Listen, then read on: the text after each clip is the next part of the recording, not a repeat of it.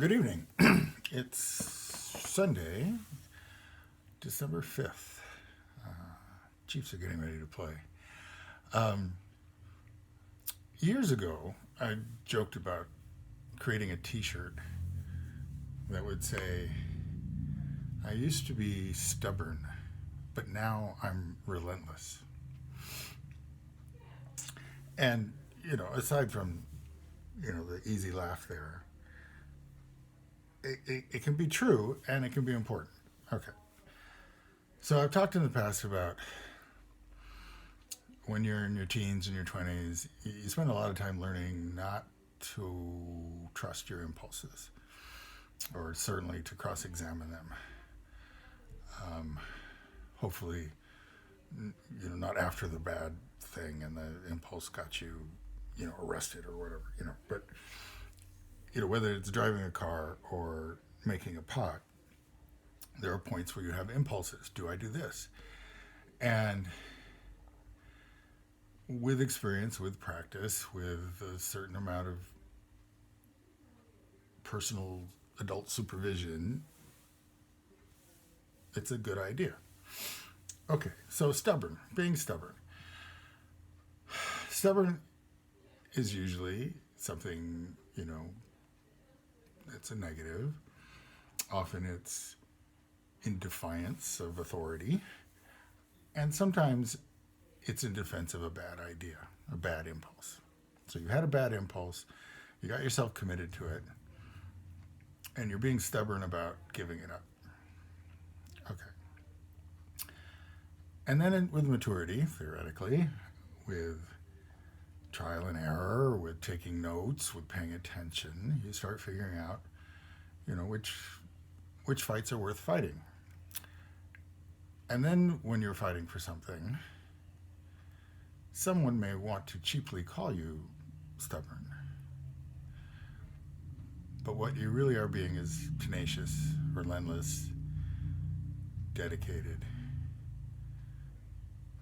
You're following through on what is a good impulse, even if other people don't see it as such. And sometimes you have no choice. So what brought this to mind is I was doing a bit of car repair, and sunset was coming, and there was the wrong part, and something wasn't working, and I was 80% done, and as I put it to myself, I set my teeth into it. I wasn't going to give up. I mean, there was a version of, just parking the car half fixed and borrowing my wife's car and just doing it without my car. But no, I set my teeth into it. It's like, no, this is finishable, and I'm going to finish it. And I went and got a better part, and I went and got a flashlight, and zip, zap, zoom. And I even remembered to take it down off the jack stand and remove the chalk from the tire, so that tomorrow morning I don't shock myself driving over things.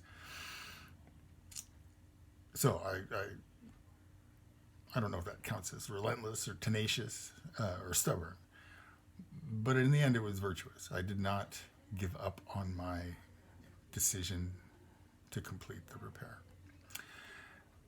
And as an artist, you're going to have to get to that. You can't spend your entire career with half-done projects, or projects that, and I'm going to get laughed at because I have plenty of half-done projects. But it's about what you can finish. And sometimes the things you finish aren't the things that other people value. They're the things that you value. Okay, but you finish them. Because you value them, and because you are relentless. So, pick good things, and maybe other people will see that they're good too, and see your tenacity as a virtue, which I think it is. We used to call it stick-to-itiveness. Haven't seen that in print much.